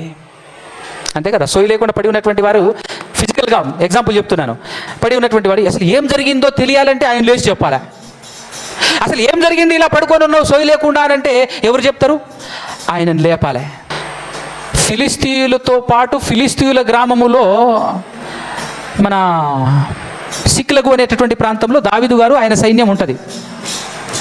సౌలు గారితో యుద్ధం చేయడానికి ఫిలిస్తీయుల సర్దారులు వెళ్ళినప్పుడు వాళ్ళతో పాటు దావీదు గారు కూడా వెళ్తారు. వెళ్ళినప్పుడు వాళ్ళు మధ్యలో రిటర్న్ పంపిస్తారు. ఆ రిటర్న్ వచ్చేసరికి సిక్లగులో ఉన్నటువంటి దావీదు గారి యొక్క గుడారము కానీ అక్కడ ఉన్నటువంటి వాళ్ళ ఎవ్వరు కూడా ఉండరు. అమాలేకులు వచ్చేసి చంపేసి ఆ గుడారాలు కాల్చేసి వాళ్ళ భార్యల్ని పిల్లల్ని ఆస్తుల్ని వేసుకొని పోతారు. అయ్యో అని బోర్న పెడిచిన తర్వాత మిగతా వాళ్ళందరూ దావీదును తిడుతుంటే దావీదు గారు దేవుడు ఉన్నాడని చెప్పేసి నమ్మకంతో మనం పరిగెడతాం, వెళ్తే మనం వాళ్ళని పట్టుకోగలం ఫిలిస్తీయుల్ని అని చెప్పేసి దేవునితో సమాధానం పరుచుకున్న తర్వాత తెలుసుకున్న తర్వాత పరిగెడుతూ ఉంటే మధ్యలో సోయి లేకుండా పడి ఉంటాడు ఒక ఆయన. అతను కుంటివాడయ్యాడని రోగి అయ్యాడని చెప్పేసి అతని యజమానుడు నిర్దాక్షిణ్యంగా వదిలిపెట్టి వెళ్ళిపోతుంటాడు అమాలేకీయుడు. ఇప్పుడు ఆయన దగ్గరికి వెళ్ళేసి అడిగితే స్పృహ ఉంటుంది కానీ పెద్దగా మాట్లాడలేడు. అప్పుడు దావీదు గారు ఏం చేస్తారు తెలుసా, ఇతన్ని బలపరచండి, ఏదన్నా పెట్టండి, తినిపించండి అని అన్నప్పుడు ఆహారం భోజనం పెట్టిన తర్వాత బలపడి అప్పుడు మాట్లాడతాడు ఆయన. ఏంది సంగతి అని అంటే అప్పుడు విషయం చెప్తాడు, దారి కూడా చూపిస్తాడు. అయ్యా మీ గుడారాలను కూల్చింది ఎవరు కాదు అమాలేకీయులు, వాడు మీ ఆస్తిని మీ భార్య పిల్లలందరినీ వేసుకొని పోయి ఉన్నారు, ఎడిపోయి ఉన్నారు దారి చూపిస్తామంటే ఎస్ చూపిస్తా. ఎప్పుడు వచ్చింది బలం కదా? అలాగే ఇక్కడ జరిగింది. అన్ని చోట్ల ఇదే జరుగుతుంది. ఆత్మకు ఆహారం పెడితే ఆత్మ బలం పొందుకుంటూ ఉంటుంది. ఆత్మ బలం పొందుకున్నప్పుడు ఏం జరుగుతుంది? ఆత్మ మాట్లాడటం శురు చేస్తుంది. ఆత్మ మాట్లాడటం మొదలెట్టిన తర్వాత ఏం చెప్తుంది? చేసిందంతా ఇదే, ఏవి శరీరమే మొత్తం చేసింది ఇదే అని చెప్పేసాను అన్నప్పుడు అప్పుడు అర్థమవుతుంది విషయం. అయ్యా నిజమేనయ్యా, నేను పాపిని, నేను దుర్మార్గుడను, నేను పాపిని. అహంకారం, మనసులో ఉన్నటువంటి ఈగో ఇవన్నీ కొలాప్స్ అండి ఉపవాసంలో. నువ్వు తగ్గించుకునే విధానం ఎప్పుడు వస్తుంది అంటే ఉపవాసంలోనే అర్థమవుతుంది. నేను ప్రాక్టికల్గా చూస్తున్నాను. ఇప్పుడు చాలా గొప్పగా అద్భుతంగా వివరిస్తూ బైబిల్ బోధిస్తున్నటువంటి వాళ్ళు లోకంలో చాలామంది ఉన్నారు. కానీ వాళ్ళలో ఉన్న పొగరు తగ్గదు, అహం తగ్గదు, ఒక్క మాట కూడా పడలేరు, తగ్గించుకోలేరు. ఎవరైనా ఒక మాట అంటే రిప్లై వెంటనే ఇవ్వాల్సిందే, అంతే. కుడి చెంప మీద కొడితే ఎడమ చెంప కూడా చూపించు అనేటటువంటి మాట చాలా హైట్లో ఉంటుంది కదా, అక్కడ దాకా రాలేవా? రాడు. ఈరోజు బోధకులు కూడా ఆ రేంజ్లో ఉన్నారా?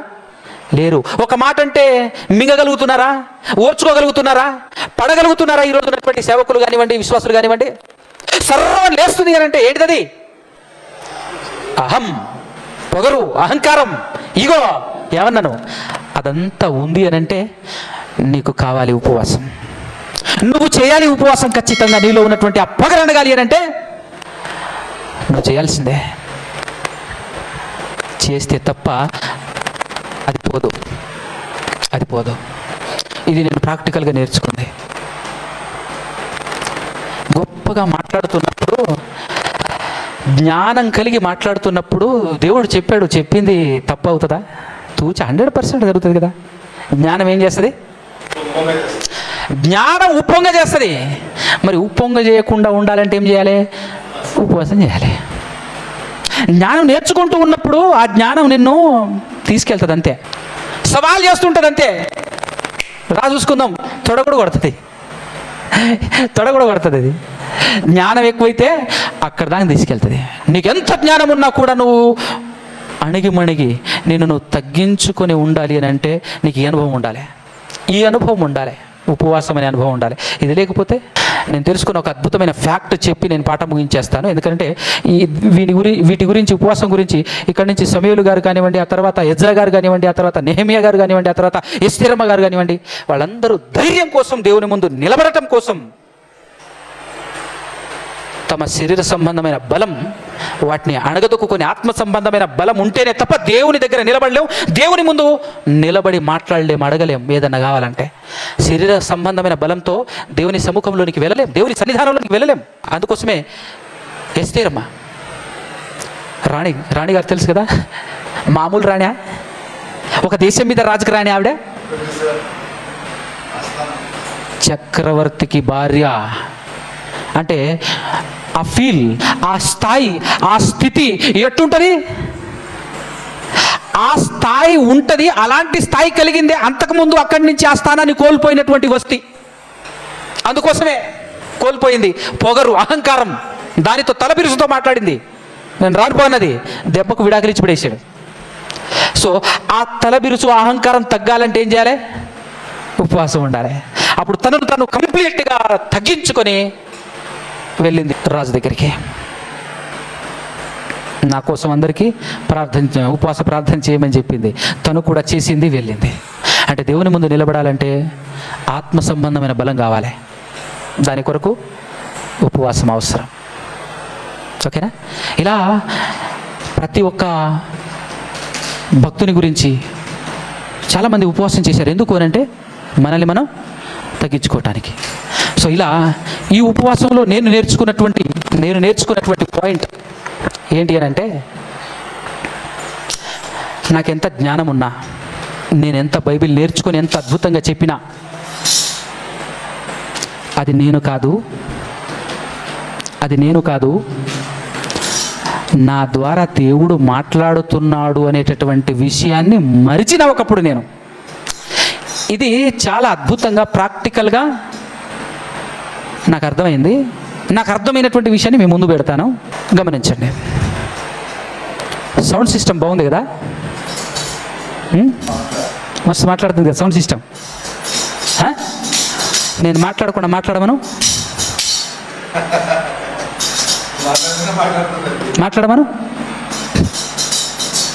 ల్యాప్టాప్ తీసుకొని ఏమంటాడు, ఎన్నో పనులు చేయొచ్చు అబ్బా ఈ ల్యాప్టాప్తో, ఈ కంప్యూటర్తో ఎన్నో పనులు చేయొచ్చు. చేయమని చెప్పు, నువ్వు టైప్ చేయొద్దు. నువ్వు టైప్ చేయకుండా ఏ పనైనా చేయమని చెప్పు చూద్దాం. నువ్వు వాడాలే. నువ్వు చేయిస్తే ఏ పనైనా చేస్తుంది, నువ్వు చేయించకపోతే అది ఏ పని చేయదు. మా బండి ఏం ఉరుకుతుంది, ఏది ఉరకమని చెప్పు, నువ్వు దిగి ఉరకమని చెప్పు. ఎట్లు అవునా కదా? నువ్వు పైన ఉంటేనే అది ఉరుకుతుంది, నువ్వు ఆపరేట్ చేస్తేనే అది ఉరుకుతుంది. నువ్వు తయారు చేసిన ప్రతి వస్తువు ఇంతే, నువ్వు నిర్మించిన ప్రతి వస్తువు దాని మీద నువ్వు ఉంటేనే. కొన్ని ఉంటాయి దానంతటవే చేసుకుంటున్నటువంటి, కొన్ని రోబోట్లు దానంతటవే చేసేటటువంటి ఉంటాయి కదా, దానంతటవే చేస్తాయి. ఫస్ట్ నువ్వు ప్రోగ్రామ్ సెట్ చేయాలి, నువ్వే సెట్ చేయాలి ప్రోగ్రామ్. అవునా కదా? మనమే ప్రోగ్రామ్ సెట్ చేయాలి. లోపల ఏమేమి చేయాలో, ఏ విధంగా చేయాలో మొత్తం నువ్వు ఫస్ట్ సెటప్ చేసి పెట్టితే ఆ తర్వాత దాని అంతటా చేస్తుంది. అదే చూస్తే ఎట్లా? నువ్వు దాని ముందు జరిగిన ప్రోగ్రామ్ చూడవా? అదెవరో చేశారు అంటే మనిషి నిర్మించిన ప్రతి వస్తువు పని చేయాలి అని అంటే నువ్వు ఉండాలే. మరి దేవుడు నిర్మించిన నువ్వు పని చేయాలంటే నీ దగ్గర, నీతో ఎవరు ఉండాలి? దేవుడు ఉండాలే. దేవుని అనుమతి లేకుండా, దేవుడు నిన్ను వాడుకోకుండా నీకు ఏ పాటి జ్ఞానం గలదు? కరెక్ట్గా చెప్పాలంటే వెర్రోళ్ళ సంఘానికి అధ్యక్షుని నువ్వు, మనం మీరు ఒప్పుకుంటారో లేదు కానీ నేను మాత్రం తెలివి తొక్క దద్దమ్మలలో నెంబర్ 1 నేనే. అది నాకు అర్థమైంది. నీకేడిదిరా తెలివి? దేవుడు లేకపోతే నీకు తెలివి ఆడిది. దేవుడు నిన్ను వాడుకోకపోతే నువ్వు దేనికి పనికి వస్తావు? అవునా కదా? ఆన్ చేసి ఆపరేట్ చేయకపోతే ల్యాప్టాప్ ఏం చేయగలదు? 2 లక్షలు పెట్టి కొన్నా, నువ్వు నడపకపోతే 1 కోటి రూపాయలు పెట్టి కొన్న కారు మాత్రం ఏం పని చేయగలదు? ఈ మధ్య మాట్లాడుతారు బాగా టెస్లా కార్ అని చెప్పేసి. టెస్లా కార్, టెస్లానో మొత్తానికి దాని గురించి ఏం మాట్లాడుతున్నారంటే డ్రైవర్ అవసరం లేదట, అదే తీసుకుపోతుందట. అమెరికాలో బాగా వాడతారు దాన్ని. అవునా? డ్రైవర్ లేకుండా ఎక్కడికి వెళ్ళాలో, ఏం చేయాలో నువ్వు చెప్పకుండా పోయి కూర్చో. నువ్వు చెప్పకు, లోపల పోయి కూర్చో. మనసులో అనుకో ఫలానా చోటు వెళ్ళాలని. వెళ్తుందా? నువ్వు కూడా ఫస్ట్ దాన్ని ఏం చేయాలి? దాన్ని కూడా ఫస్ట్ ప్రోగ్రామ్ సెట్ చేయాలి. ఎక్కడ స్టార్ట్ అవ్వాలి, ఎక్కడికి వెళ్ళాలి, ఏ రూట్లోకి వెళ్ళాలి, ఎంత స్పీడ్లోకి వెళ్ళాలి, ఏంటి అదంతా ఫస్ట్ వెళ్ళాలి. ఫస్ట్ నువ్వు ఎంటర్ చేయాలి. అదంతా ఎంటర్ చేసిన తర్వాత పోయి కూర్చుంటే అప్పుడు తీసుకెళ్తుంది అది. అంటే దీన్ని బట్టి మనకు అర్థం కావాల్సిన పాయింట్ ఏంటి? నేను జ్ఞానిని, నేను తెలివైనటువంటి వాడిని అనుకోకు. నువ్వు ఒట్టి వెర్రోడివి. వెర్రివాడమైన నిన్ను ఆయన వాడుకుంటున్నాడు. ఆయన వాడుకోకపోతే నువ్వు దేనికి పనికిరావు అనే విషయాన్ని గమనించు, గుర్తించు. ఎప్పుడు గుర్తిస్తావు? నేను ఎప్పుడు గుర్తించా? శరీర బలం తగ్గి ఆత్మబలం పెరిగినప్పుడు ఈ ఉపవాసం అనేటటువంటి కార్యక్రమంలో నేను తెలుసుకున్నటువంటి వాస్తవం. అందుకోసమే రెగ్యులర్గానే చేస్తుంటాను దేవుని కృపలో. ఎందుకంటే అప్పుడు వచ్చే ఫీలింగ్ వేరు, ఆ ఫీల్ వేరు, ఆ అనుభవం వేరు. కాబట్టి ఉపవాసం ఒక అద్భుతమైనటువంటి ఆయుధం.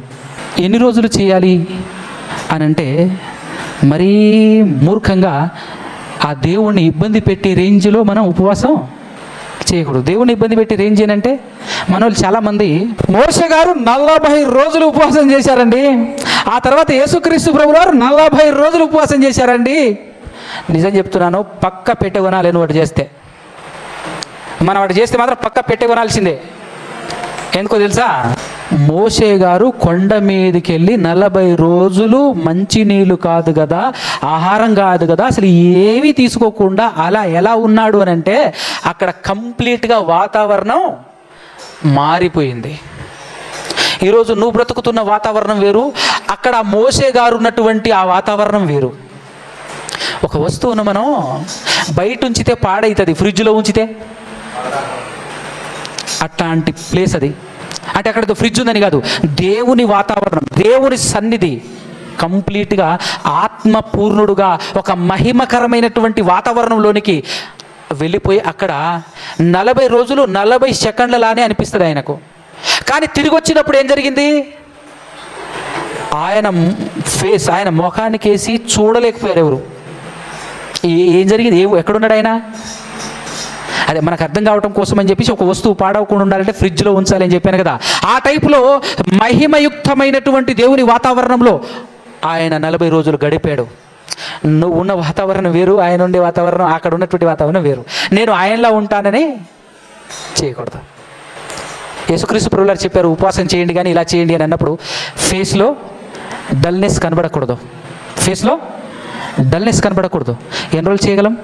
గట్టిగా మాట్లాడితే 3 రోజులు, ఇంకా గట్టిగా మాట్లాడితే 7 రోజులు. అవునా? ఆ విధంగా చేయండి. అప్పటికే దేవునితో నువ్వు అనుభవించే విధానం, దేవునిలో నువ్వు ఉండే, ఏదో ఉపవాసం అంటేనండి, ఉపవాసం ఒకటే చేసి మిగతా అంతా దేవుని పైన వదిలిపెట్టేసి నీ పనులలో నిమగ్నం అయితే అది ఒకరోజు చేసినా ఉపయోగం లేదు, 40 రోజులు కాదు ఎన్ని రోజులు చేసినా ఉపయోగం లేదు. ఎల్లప్పుడూ తింటూ ఉండాలి. ఉపవాసం అంటే ఏం తినాలి? ఎల్లప్పుడూ ఆయనతోనే ఉండాలి. ఇంకొకటి అంటే, ఒకటే ప్లేస్లో ఉన్నారు వాళ్ళు 40 రోజులు. ఒకటే ప్లేస్లో ఏం చేస్తున్నారు? దేవుణ్ణి సేవిస్తూ ఉన్నారు. మోషే గారు కానివ్వండి, యేసుక్రీస్తు ప్రభువు గారు కానివ్వండి. కానీ మనం 1,00,000 పనులు మనకు, అవునా? కాబట్టి మరలా దేవునికి పని పెట్టేంత రేంజ్లో, అంటే దేవుణ్ణి శోధించవలదు అని యేసుక్రీస్తు ప్రభువు గారు కూడా సాతాను వచ్చేసి, ఇదిగో మరి నువ్వు దేవుని కుమారుడు అయితే కొండ నుంచి దిగి దూకు అని అంటాడు. దూకితే దేవుడు తన దూతలకు ఆజ్ఞాపిస్తాయి, అప్పుడు దూతలు వచ్చేసి నీ పాదములకు ఏమి తగలకుండా కాపాడుతుంది అని చెప్పేసానంటే, అంటే ఇప్పుడు నువ్వు చెప్పినందుకు నేను దూకి దేవునికి పని పెట్టాలనా? దేవుణ్ణి శోధించకూడదు, మన పని మనం చేసుకుంటూ పోవాలి. దేవుణ్ణి సపరేట్గా పని పెట్టకూడదు. మనం ఇప్పుడు 40 రోజులు ఉపవాసం చేస్తే దేవుని సపరేట్ పని పెడుతున్నట్టేగా, మనం దేవుణ్ణి శోధిస్తున్నట్టే కదా. అలాంటివి చేయకుండా ఒక పద్ధతి, ఒక విధానం, చక్కగా ఫుల్ డే చేస్తారా? ఫుల్ డే చేయండి. 3 రోజులు చేస్తారా? 3 రోజులు చేయండి. ఎదుటోడికి కనబడాలి, నన్ను నేను ప్రొజెక్ట్ చేసుకోవాలి అనే ఉద్దేశంతో చేయకండి. నేనైతే ఉన్నాను 3 రోజులు వరుసగా, 2-3 రోజులు, 2-3 సార్లు ఈ మధ్యకాలంలో ఫుల్ డే ఉంటుంటాను. తప్పేమీ లేదు. నన్ను నేను గెలవటానికి, నాతో నేను యుద్ధం చేయాలి. శరీరంతో యుద్ధం చేసి గెలవాలంటే శరీరాన్ని బలంగా పోషించి ఫైట్ చేస్తే ఎట్టయితుంది? ఆయుధాలన్నీ శరీరానికి ఇచ్చేసి ఫైట్ చేస్తే ఎట్ట గెలుస్తామండి? అందుకోసమే శరీరానికి ఉన్న ఆయుధాలన్నీ పడేసి ఆత్మను బలపరుచుకొని యుద్ధానికి నిలబడితే దాన్ని మనం ఓడించగలం. శరీరాన్ని ఓడించటానికే మనం చేయాల్సినటువంటి కార్యక్రమం. మనల్ని మనం తగ్గించుకొని ఉపవాసంలో గడిపితే ఖచ్చితంగా మంచి రిజల్ట్ చూస్తాం, దేవునిలో బలపడతాం. దేవునిలో బలపడితేనే కదా మనకు కావాల్సింది. దేవునికి కావాల్సిన రేంజ్లో మనల్ని మనం తయారు చేసుకోవాలి, పరివర్తన చెందాలి. మనం పరివర్తన చెందాలి అని అంటే ఖచ్చితంగా దేవునిలో బలపడాలి అని అంటే మనం చేయాల్సినటువంటి కార్యక్రమం ఇది. కాబట్టి ఈ విధానంలో మీరు నేను మనం బలపడి ముందుకు సాగాలి అని కోరుకుంటూ ఈ మాటలు ముగిస్తున్నాను. కళ్ళు మూసుకొని తలంచినట్లయితే చిన్న ప్రార్థన కంటే ముందు ఒక పాట. ఇందాక అన్నగారు కూడా చాలా చక్కగా నలగగొట్టబడటం గురించి మాట్లాడారు. అంటే శ్రమపడాలి, దేవునిలో శ్రమపడాలి. ఈరోజు మనం దేవునిలో శ్రమపడటానికి ఎక్కడో పరిగెత్తి దూర దూర ప్రాంతానికి వెళ్ళి మనం ఏమైనా చేస్తున్నామా? ఊరు వదిలేసి ఇల్లు వదిలేసి దేవుని పరిచర్య కోసం పోయే అవకాశం ఉందా? లేదు. ఇంట్లోనే పడి ఉన్నాం కాబట్టి మరి దేవుళ్ళు బలపడాలి అని అంటే ఈ శరీరం మనల్ని డామినేట్ చేయకుండా ఉండటం కోసం చేయాల్సింది ఉపవాసం, శ్రమపడాలి, దుఃఖపడాలి. దుఃఖపరుచుకునే దినం అట్టిదేనా, ఎలాంటిది అని యేసుక్రీస్తు ప్రభువువారు మాట్లాడుతూ ఉంటాడు. వాక్యం చెప్పిన తర్వాత మారని ఊర్లను ప్రస్తావిస్తూ అయ్యో కొరాజీనా, అయ్యో బెత్సాయిదా అని చెప్పేసి వాటి గురించి మాట్లాడుతూ ఉంటాడు. మీ దగ్గర చేసినటువంటి అద్భుతాలు తూరు సీదోను ప్రాంతంలో చేసుంటే వాళ్ళు వెంటనే మారుమనసు పొంది గోనెపట్ట కట్టుకుందరు అంటారు. అంటే ఏం చేస్తారు? వాళ్ళు తగ్గించుకొని మారుమనసు పొందేవాళ్ళు, మీరు మాత్రం చేయట్లేరు అని చెప్పేసి మాట్లాడుతూ ఉంటారు. కాబట్టి శ్రమ పడటం ఫలితం. అన్నగారు ఏం చెప్పారనంటే గోధుమ గింజ నలగగొట్టబడితేనే మనకు బలాన్ని ఇవ్వదు. మరి ఆ గోధుమ గింజ ఫలించాలంటే ఏం చేయాలి? విత్తనం విరగకపోతే ఫలించునా, కష్టాలే లేకపోతే కిరీటమే వచ్చునా. నిజమేనా కదా? నాకు పాట పాడటం రాదు, కానీ ఇందులో ఉన్న మీనింగ్ సూపర్ ఉంది, బాగుందని చెప్పేసి పాడుతున్నాను, వినండి. విత్తనం విరుగకపోతే ఫలించునా, కష్టాలే లేకపోతే కిరీటమే వచ్చునా. శ్రమలే నా అతిశయం, శ్రమలోనే ఆనందం, శ్రమల యందే ఉత్సాహం, విశ్వాసమే నా బలం. శ్రమలే నా అతిశయం, శ్రమలోనే ఆనందం, శ్రమల యందే ఉత్సాహం, విశ్వాసమే నా బలం. విత్తనం విరుగకపోతే ఫలించునా, కష్టాలే లేకపోతే కిరీటమే వచ్చునా. పోరాటం దేవునిదైతే నాకేలారాటం, విశ్వసించి నిలుచుంటేనే ఇస్తాడు విజయ కిరీటం. పోరాటం దేవునిదైతే నాకేలారాటం, విశ్వసించి నిలుచుంటేనే ఇస్తాడు విజయ కిరీటం. గొలియాతును పుట్టించినదే దావీదును హెచ్చించుటకే, గొలియాతును పుట్టించినదే దావీదును హెచ్చించుటకే. కిరీటం కావాలంటే గొలియాతులు రావొద్దా, కిరీటం కావాలంటే గొలియాతులు రావొద్దా. శ్రమలే నా అతిశయం, శ్రమలోనే ఆనందం, శ్రమల యందే ఉత్సాహం, విశ్వాసమే నా బలం. శ్రమలే నా అతిశయం, శ్రమలోనే ఆనందం, శ్రమల యందే ఉత్సాహం, విశ్వాసమే నా బలం. దేవునికి స్తోత్రం. నిజంగా శ్రమలు కావాలని కోరుకుంటావా? కానీ శ్రమలు లేకపోతే నిత్య జీవం లేదు.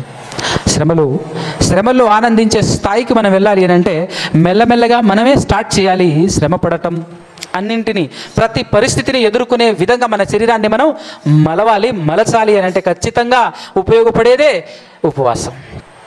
మరొక ఆప్షన్ లేదు.